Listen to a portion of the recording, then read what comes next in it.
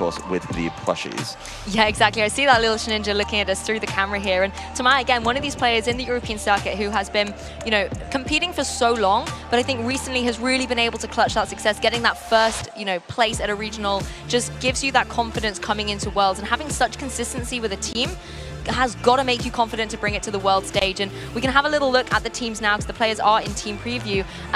For Hinata, Kozuka, we have got Zacian, Charizard, Gastrodon, Groudon, Incineroar, and Grimmsnarl. It's that classic Rinja Sun 6 combination. But on the opposing side, a little bit of a mix-up. For Tamar, we have got the Incineroar, Shedinja, Kyogre, Zacian, Landorus, and Thundurus. And I really want you to talk about that Landorus, Adam. So, the Landorus is a big pivot from the team he's been running all year. Looking through all of his performances at the ICs, at those regionals that we had in 2022, the Kartana was a staple of this team. It was a really big thing, and it provides that quite fast offensive threat needed to tidy up sometimes. Take out something that threatens the Kartana, the Shedinja. Take out something that needs to, you know, try and win your opponent the game. And being able to remove those threats is huge. The big thing here is, I don't know if the threats are something that Kartana can deal with, and looking at the fields, I really think this could be a fantastic call. I really like it in the fact that it does have access to Stone Edge or Rock Slide. That could be a factor to deal with the Charizard, which, looking around the field today and hearing the room, that is a massive factor. So having a clean answer to that, very, very important, because of course, it threatens Shedinja. The other thing that it does really, really well that Kartana doesn't is it deals with all of these steel types. And I know in a couple of our rounds yesterday, back-to-back, we saw some really strong steel types. We saw Ferrothorns, we saw Dialgas. And being able to take those out with sheer force-boosted Earth powers feels really, really good. So I love this meta read and slight pivot. He's still true to his team, but he's then able to play around it a little bit differently to maybe some of those matchups he's had in previous rounds. Well, we'll have to find out if the adaptation is going to pay off. Tamar is leading out with the Incineroar and the Thundurus. On the opposing side for Hinata, we have got that cheeky little Gastrodon paired up with the Zacian this time.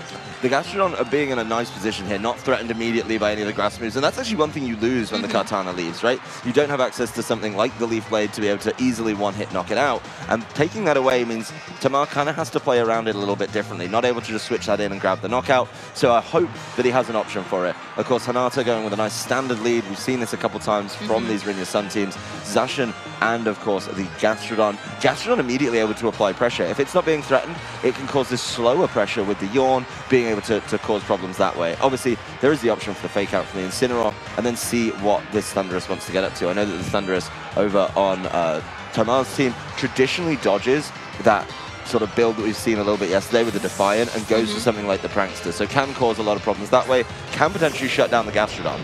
Yeah, it can be a really nice supportive role of a Pokemon, and it's going to be interesting in this game one for Hinata to kind of figure out what composition Tamar has gone for on that Thundurus, but it is going to be the Taunt coming out straight away. I think it's revealing obviously that Prankster ability, going straight away, pulling in the Gastrodon, so it's not going to be able to go for something like a Yawn. And the Incineroar going to be able to pivot out as well with a parting shot, catching that Groudon switch in on Hinata's side, going to be reducing the attack stat. And I mean, I like the switch out from Hinata going, hey, my Zacian's been intimidated, I want to switch it out, reset it later on, but then poor Groudon's had to suffer the consequences. Something had to suffer, and it was either going to be the Zacian staying in and finally going down to a negative attack stat, or it was going to be something like the Gastrodon, you know, just not being able to do any damage. But the big thing that I was worried about with the Gastrodon was going to be those Yawns just being fired out and easily shut down. There it is. Go. Not able to use the attack. I really thought, you know, the best way to shut down Gastrodon, in my opinion, is by, of course, knocking it out. But Tamar showing there is another way, a more kind of passive way, if you will, being able to just shut it down with a Taunt. So yes, the Gastrodon is in front of the Kyogre. That's a really good place for it to be, but it can't use one of the most impactful moves and may have to start looking. Of course, the Groudon in a really bad position now, not able to do all its damage, and it doesn't have control of the weather. No, that's really true. Poor Groudon's in a really difficult situation here, and I wouldn't be surprised to see Hinata maybe making a few adjustments here, going for some kind of switches. Of course, both our players still have the utility for that Dynamax, and with both of these kind of restricted Pokemon, the Groudon and the Kyogre on the field, I think Kyogre's definitely in a prime position to maybe go for some damage. The issue is that Gastrodon, and even though it's been, you know, shut down from being able to go for something like a Yawn, having its ability still makes it a problem for Tamar's Kyogre. Oh, definitely. I mean, the Kyogre wants to throw out big attacks, right? The Gastrodon kind of makes you think twice about it, maybe forcing you into an Ice Beam, which is why that Incineroar has come in. But of course, you know, you can kind of keep it in check a little bit with this Thundurus. So even if you're handing over, you know, a bunch of kind of boosts, then they're just still going to be catching up. And yeah, I like this play so much. Absolutely love this. You know, going for the Eerie Impulse, because if that Gastrodon is forced to go for the Ice Beam, it's going to be reduced damage into that Thunderous. And it gets a one-hit KO with the Water Spout from the Kyogre into the Incineroar. And I love having that, you know, double target water move, because yes, the Gastrodon's going to use Storm Drain to draw in attacks, but you will still hit that partner Pokemon. And you can see the Eerie Impulse really paying off. The Thunderous here isn't taking any damage really from that Ice Beam. Poor Gastrodon. Well, the Gastrodon's being put in a really tough position. It can't yawn. It's being forced to attack. That's really annoying. And while you think, yes, I'm getting all these boosts, the Thunderous is actually saying, no, you can have one, but I'm taking away two. And so you end up at a negative every single turn anyway. Of course, now the Kyogre has lost the rain. That's a bit of a problem. But its pivot out options are so plentiful because it's 4-3 in the Pokemon count. Exactly, you could always just switch out that Kyogre, reset the weather for later on, and maybe bring in that Incineroar again just to throw and Intimidate down. The issue is, you know, that Groudon, at some point, Hinata's going to have to, you know, activate it. It's going to have to start dealing some damage, and I think the way Tom has been able to pivot Pokemon in and out, he's always got the utility to throw an Intimidate or a Parting Shot down against this Groudon, and it might have to be a bitter pill for Hinata to go, I'm going to be at a minus attack, but hey, look, we see that Landorus join the field. It's a double switch, actually. We're going to see the Landorus and, of course, the Incineroar. The Landorus doesn't carry Intimidate in the Incarnate form, so having to bring in the Incineroar to make sure that lands. But really, the big question is, you know, where is that Gastrodon being able to target? If it lands the Ice Beam into the Landorus, that's disastrous here. And I don't know if showing that off right now is particularly my preferred option, but obviously Tomar feels that this pairing just needs to get in an advantageous position over something like the Groudon, and then they will be able to win the game. So definitely a really nice bit of board positioning here. Of course, whatever comes in is staring down a Dynamax Groudon now, though. That it is, but I mean, I like the switch in here for the Landorus. If it is something like a Max Quake that was going to be going down into that Kyogre, and that's exactly what we're seeing here. So catching the Flying type, going to be wasting one turn of Max, and it's actually the double up of the ground moves. Fantastic switch by Tomar here. And that's a bad miss. A double ground target into that Landorus. Nicely done there from Tomar, getting maximum value. Of course, now I imagine Gastrodon's going to try Ice Beaming, but is it going to get the chance? You know, it could get faked out. It could, of course, have its special attack lowered even further by something like the Parting Shot. So a lot of options here. And that Landorus switch in looked a little bit dicey to me, but has paid absolute dividends there for Tomar. Hinata needs to start finding some options, because I think Tomar's positioning has been so good. And Hinata, you know, definitely a top player, knows the way around these matchups. As soon as either the Gastrodon or the Groudon gets taken out, then you're able to bring in this Thunderous and Kyogre combination and cause problems. The Gastrodon leaving, saving itself with the Kyogre, very nice.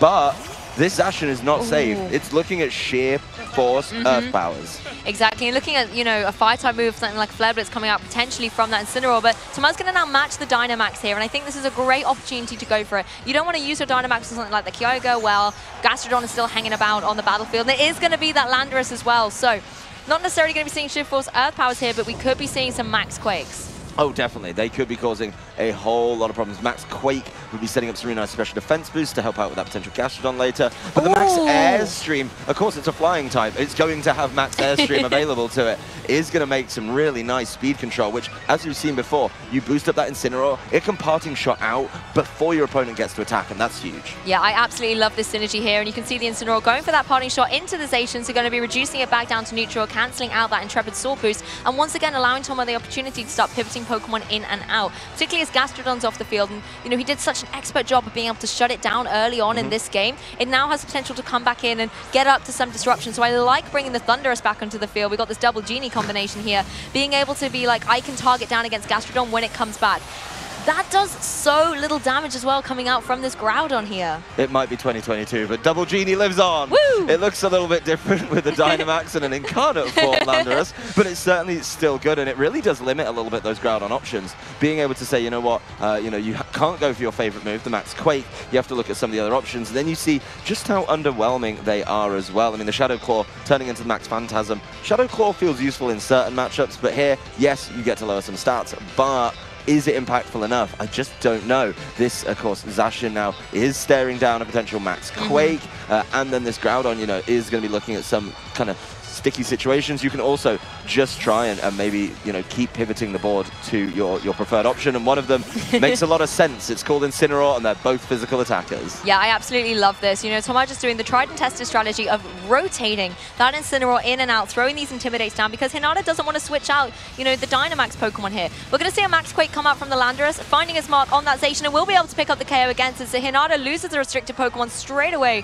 to this Landorus, and now Groudon in a difficult spot where it has to find a way to get Hinata a little bit of momentum back. The special defense boosts are rising up on Toma's side. Groudon's not going to worry about that too much, but it is going to be detrimental to the Gastrodon when it rejoins the field. Max Flare comes out, going to be, keeping that sun in the sky, but you can just see how little damage this is doing to that opposing Landorus. And I mean, it's just so bulky and so offensive. It's really causing a lot of problems, just being able to take these hits. Obviously, the Intimidate stacking up are really, really big and have made this Groudon really, really tough to get that damage down. The other thing now, the Groudon's stuck.